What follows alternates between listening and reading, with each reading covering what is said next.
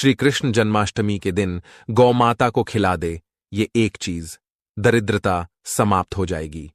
नमस्कार, आपका स्वागत है।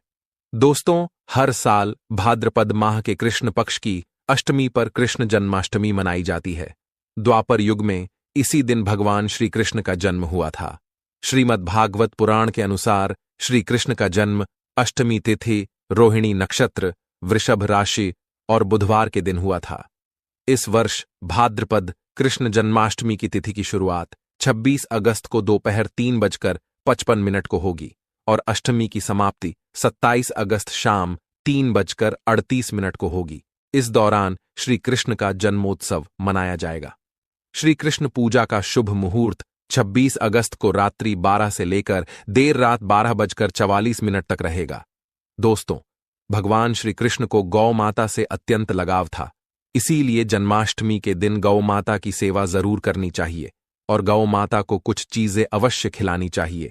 खासकर इस दिन आप ये एक चीज जरूर खिलाए, इससे आपके जीवन से दरिद्रता समाप्त हो जाएगी। दोस्तों, हमारे प्राचीन धर्म ग्रंथों में गाय को एक अत्यंत महत्वपूर्ण और पवित्र पशु माना जाता है। शास्त्रों में गाय को माता कहा गया है और समस्त देवी देवता इनका पूजन करते हैं। गौ माता के शरीर में 33 कोटि देवी देवताओं का निवास होता है। गाय एक अत्यंत पवित्र, निर्मल, शांत, निष्पाप जीव है। ऋग्वेद में इसे संसार का पालन पोषण करने वाली कामधेनु माता कहा गया है। इसके दर्शन मात्र से मनुष्य के हजारों पाप नष्ट हो जाते हैं। इसीलिए कभी इस निष्पाप गौ माता पर अत्याचार नहीं करना चाहिए। गाय को कभी मारना नहीं चाहिए और कभी उन्हें कष्ट नहीं देने चाहिए। गाय को मारना शास्त्रों में सबसे बड़ा पाप माना गया है। दोस्तों, भगवान श्री कृष्ण को गायों से विशेष लगाव था। उन्हें गौ माता बहुत अधिक प्रिय थी। श्री कृष्ण के अनुसार गायों की सेवा करना ही सर्वश्रेष्ठ धर्म है। इससे बड़ा पुण्य का कार्य संसार में दूसरा कोई नहीं। कलयुग की भविष्यवाणी करते हुए भगवान श्री कृष्ण कहते हैं कि कलयुग में जब धर्म का लोप हो जाएगा तब मनुष्य गाय की सेवा नहीं करेंगे। मनुष्य केवल दूध के लिए ही गाय को पालेगा। दूध के लिए वह गाय को बहुत कष्ट देगा, जिसके परिणाम स्वरूप कलयुग में पाप और अधर्म उसके चरम पर होगा। कलयुग के अंत का लक्षण बताते हुए श्री कृष्ण कहते हैं, जब संसार से गायें समाप्त हो जाएंगी तब कलयुग का अंत होगा। जो मनुष्य कलयुग में भी गाय की निस्वार्थ भाव से सेवा करेगा वह सुख समृद्धि प्राप्त करेगा। जो स्त्री रसोई में बनी पहली रोटी गौ माता को खिलाएगी वह सदा सुहागिन और सौभाग्यशाली रहेगी। जो लोग अपने घर में गाय से प्राप्त पंचगव्य को घर में रखेगा उसके घर में कभी दुख दरिद्रता नहीं आएगी। दोस्तों, हमारे धर्म के सभी शास्त्रों में गाय की सेवा को ही सर्वश्रेष्ठ माना गया है। जो व्यक्ति प्रतिदिन किसी न किसी तरह से गौ माता की सेवा करता है वह सबसे अधिक पुण्यवान बन जाता है। गांव में तो मनुष्य को गाय की सेवा करने का अवसर प्राप्त होता है, लेकिन शहरों में गाय के दर्शन आसानी से नहीं हो पाते हैं। इसीलिए मनुष्य को गौशाला में जाकर गाय की सेवा करनी चाहिए अथवा गौशाला के लिए दान धर्म करने चाहिए। इसके अलावा आप अपने घर में ही गौ माता की मूर्ति रखकर उनकी पूजा जरूर करें। इससे भी माता कामधेनु का आशीर्वाद प्राप्त होता है। शास्त्रों में गौ माता को मां लक्ष्मी का रूप माना गया है, इसीलिए उनकी पूजा करने से दरिद्रता दूर होती है। प्राचीन काल से ही गौ माता की सेवा और संरक्षण करने की परंपरा चली आ रही है। कई ऋषि मुनि अपनी कुटिया में गायों का पालन करते थे तथा राजा महाराज गायों का दान करते थे। गायों के दान को सबसे बड़ा दान कहा गया है। गाय का दान करने से सभी जन्मों के पाप नष्ट हो जाते हैं और मनुष्य को मोक्ष की प्राप्ति होती है। आज हम आपको गौ माता के संबंध में बहुत ही महत्वपूर्ण बातें बताने जा रहे हैं। गाय की पूजा कैसे करनी चाहिए, गाय को कौन सी चीजें खिलाने से कौन सा फल मिलता है तथा गाय के किस अंग को स्पर्श करने से दरिद्रता दूर होती है आदि के बारे में हमारे शास्त्रों में बहुत ही महत्वपूर्ण ज्ञान दिया गया है। हमारी अत्यंत पूजनीय गौ माता के बारे में आप सभी को यह बातें अवश्य जान लेनी चाहिए।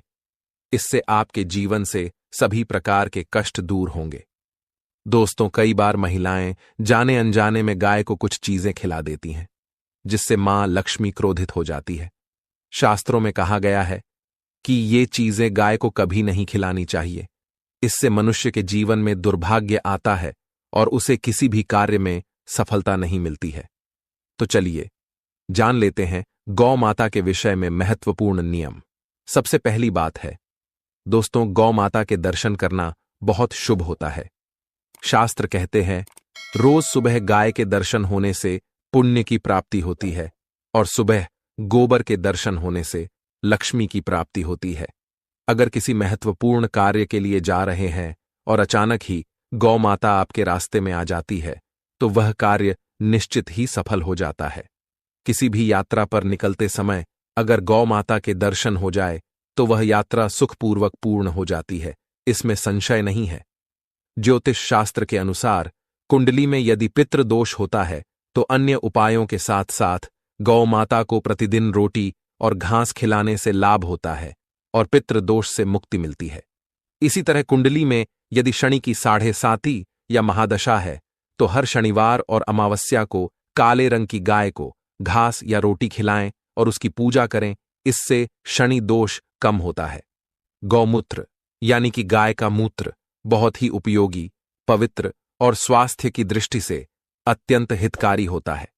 आध्यात्मिक दृष्टि से तो गौमूत्र का महत्व है ही, साथ ही वैज्ञानिक और स्वास्थ्य की दृष्टि से भी गौमूत्र के बहुत से लाभ बताए गए हैं।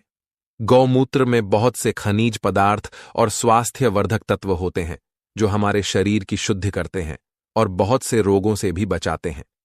साथ ही गौमूत्र छिड़कने से वातावरण में शुद्धता और पवित्रता व्याप्त हो जाती है।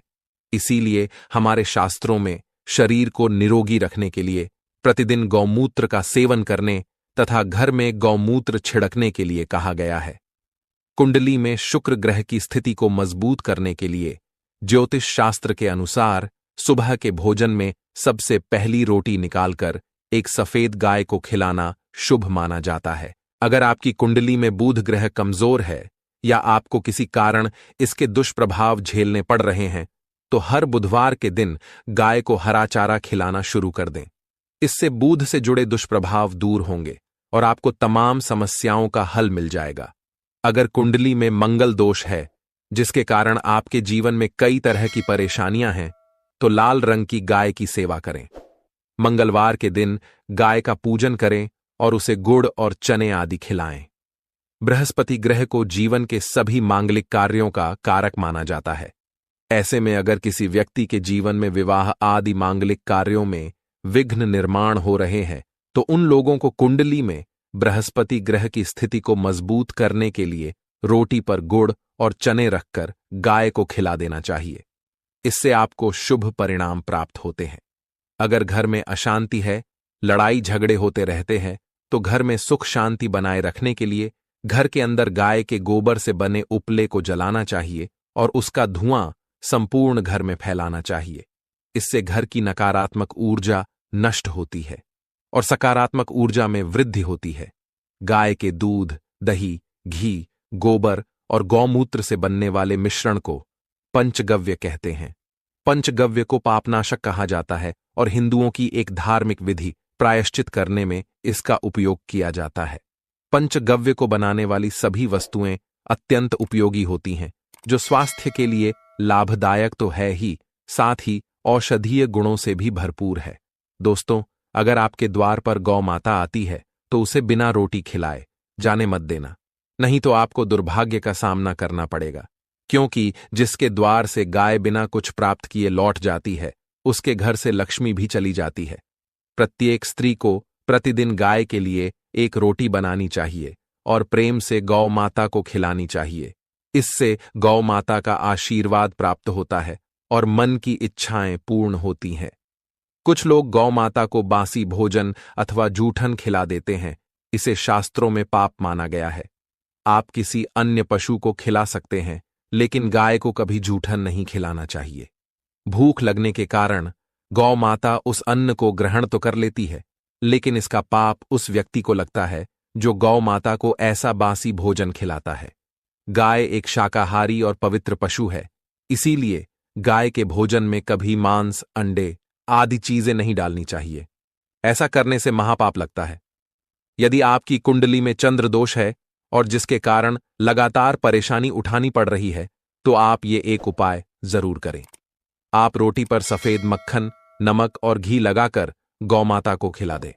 यदि शनि दोष है तो आटे में थोड़े काले तिल मिलाकर रोटी बनाकर गौ माता को खिला दे।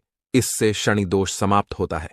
मंगल दोष को दूर करने के लिए रोटी पर हल्दी लगाकर गाय को खिलाना चाहिए। अगर घर में धन की समस्या है तो गुरुवार के दिन गाय को केले का फल खिलाना चाहिए। इससे दरिद्रता दूर होती है। दोस्तों, गौ माता के पीठ पर एक उभरा हुआ कूबड़ होता है। उस कूबड़ में सूर्य केतु नाड़ी होती है। जब भी आपके द्वार पर गौ माता पधारे, आप इस कूबड़ को एक बार जरूर स्पर्श करें।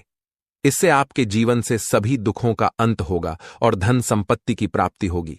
शास्त्रों में कहा गया है, जो मनुष्य तन मन धन से गौ माता की सेवा करता है, वह मृत्यु के बाद वैतरणी नदी को गौ माता की पूंछ पकड़कर पार कर लेता है।